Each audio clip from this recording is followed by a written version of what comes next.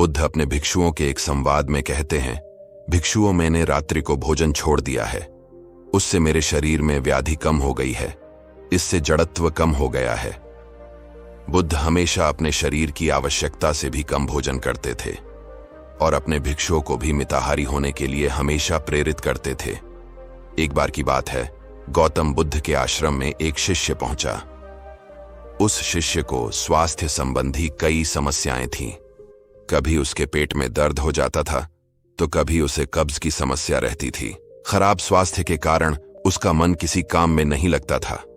अपनी यह समस्या लेकर वह बुद्ध के पास आया और बोला, हे बुद्ध, मैं अपने स्वास्थ्य को लेकर बहुत अधिक परेशान रहता हूं। मेरी समस्या का कारण मेरा पेट है जो कभी ठीक नहीं रहता है। बुद्ध मुस्कुराए और बोले कि पेट के कारण ही मनुष्य को ऊर्जा मिलती है और तुम इसे समस्या की जड़ कहते हो। शिष्य बोला, हां, मेरा भोजन ठीक प्रकार से पच नहीं पाता है, इसलिए मैं अधिक परेशान रहता हूं। अब आप ही मेरी समस्या का समाधान कर सकते हैं। बुद्ध ने शिष्य से पूछा, क्या तुम कभी खाली पेट सोने गए हो? शिष्य ने कहा, नहीं बुद्ध, मैं भूखे पेट नहीं सो सकता। बुद्ध बोले, जो भोजन मनुष्य को ऊर्जा देती है, कई बार यही उसकी बड़ी से बड़ी बीमारी का कारण भी बन जाती है। जिस प्रकार कम भोजन शरीर को कमजोर करता है, उसी प्रकार अधिक भोजन कई बीमारियों को बुलावा देता है। आगे बुद्ध बताते हैं कि यदि तुम भूखे पेट सोने जाओ तो तुम्हारी 50% बीमारियां दूर हो जाएंगी।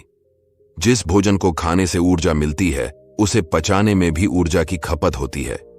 थोड़ी सी ऊर्जा पाने के लिए शरीर जब भोजन पचाता है तो अधिक मेहनत करता है। मनुष्य स्वस्थ और खुशहाल रह सकता है यदि वह अपने शरीर में हर समय भोजन को न भरे बल्कि उसे पचने का समय दें। मनुष्य को पेट खाली रखने का एक नियम बनाना चाहिए। चूंकि भूख लगना और पेट खाली होना दो अलग अलग बातें हैं।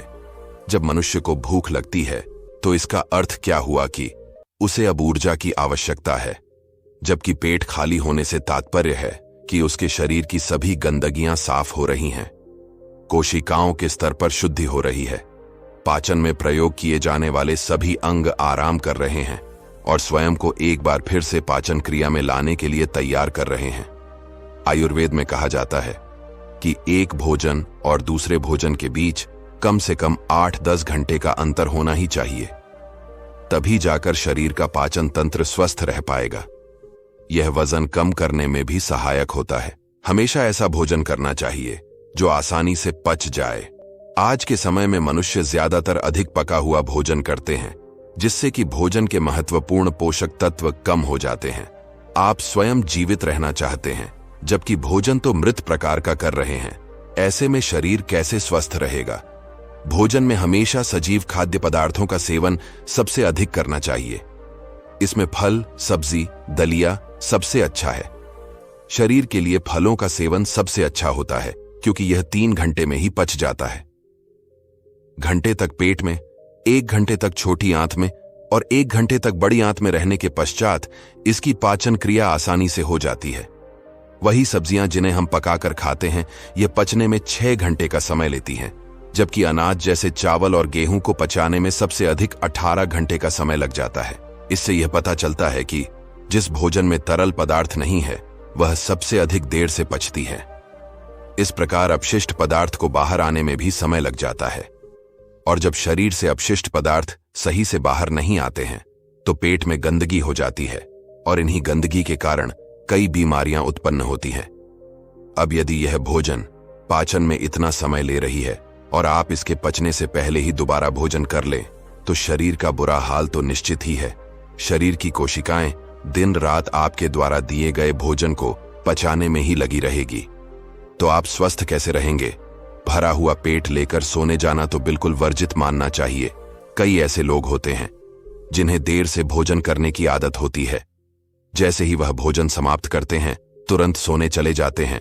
यह आदत उन्हें धीरे धीरे करके कई बड़ी बीमारियों के पास लेकर जा रही है।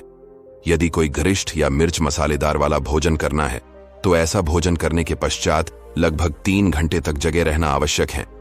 ऐसा करने से उस भोजन को ठीक प्रकार से पचने का समय मिल जाता है। सोने जाने से पहले पानी पीना भी लाभदायक होता है। इस प्रकार गौतम बुद्ध ने शिष्य को खाली पेट रहने की कई फायदे बताए। दोस्तों, आयुर्वेद में खाली पेट सोने के कई महत्वपूर्ण लाभ दिए गए हैं। सबसे बड़ा लाभ शरीर के पाचन तंत्र को मिलता है। इसके अलावा खाली पेट सोने वाले मनुष्य की मानसिक अवस्था स्थिर रहती है। स्थिर मानसिक अवस्था अगले दिन के जीवन को शुरू करने में अहम भूमिका निभाती है। यह ध्यान और संयम को बढ़ावा देने में मदद कर सकता है। अध्यात्म में ध्यान और संयम को बढ़ाने के लिए खाली पेट रहने की सलाह दी गई है, जिससे कि शरीर कई दोषों से रहित होता है। मनुष्य के शरीर में मुख्यतः 3 दोष होते हैं: वात, पित्त और का कफ। जब तक यह तीनों दोष हमारे शरीर में संतुलित नहीं रहेंगे, तब तक शरीर स्वस्थ नहीं हो पाएगा। इन दोषों के संतुलन को बनाए रखने के लिए आहार और उसका पाचन सबसे मुख्य भूमिका में होते हैं। इसके अलावा व्यायाम, ध्यान और आयुर्वेद का सहारा भी लिया जाता है, जिससे कि शरीर शुद्ध रहे और स्वस्थ भी रहे। आपको हर दिन के भोजन में ज्यादा पानी की मात्रा वाले फल और सब्जियां खानी चाहिए। अगर आप कोई फल खाते हैं तो उसमें 90% पानी की मात्रा होती है। सब्जियों में 70% पानी की मात्रा होती है। आपके भोजन में कम से कम 70% पानी होना चाहिए। इससे यह पदार्थ शरीर से आसानी से गुजरने में मदद होती है। इसके अलावा पानी, शरीर में पर्याप्त मात्रा में पानी होना भी आवश्यक होता है। यदि आप स्वस्थ रहना चाहते हैं तो रोज 2 से 3 लीटर पानी अवश्य पीना चाहिए। कई ऐसे व्यक्ति होते हैं जिनसे भूख पर नियंत्रण नहीं हो पाती है, लेकिन इसके कई अन्य विकल्प हैं, जैसे कि पानी पीने से शरीर सक्रिय भी रहता है और यह भूख को कम करने में सहायक होती है। आप पानी पीकर भी अपनी भूख को थोड़ी देर के लिए शांत कर सकते हैं और ऊर्जा भी प्राप्त कर सकते हैं। जो लोग सही मात्रा में पानी पीते हैं, उनका ध्यान भोजन की ओर कम ही रहता है। इस प्रकार भोजन पर संयम करने में सहायता मिलती है। इसके अलावा योगाभ्यास करके भी भोजन को संयम में रखा जा सकता है। अगर आप हर 15 दिन में 24 घंटे का उपवास करते हैं, तो यह आपके शारीरिक स्वास्थ्य के लिए चमत्कारिक सिद्ध होगा।